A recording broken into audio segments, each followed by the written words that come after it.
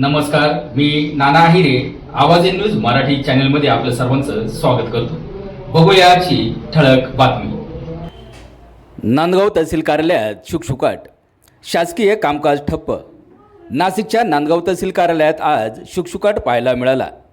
एरवी नागरिकांच्या गर्दीने गजबजणाऱ्या या कार्यालयात शुकशुकाट असल्याने कामकाजासाठी आलेल्या नागरिकांना रिकाम्या हाती परतावे लागले. महत्त्वाच्या कामांसाठी दूरवरून आलेल्या ग्रामस्थांची यामुळे मोठी गैरसोय झाली. विविध दाखले, प्रशासकीय कामे आणि अर्जासाठी नागरिक कार्यालयात आले होते.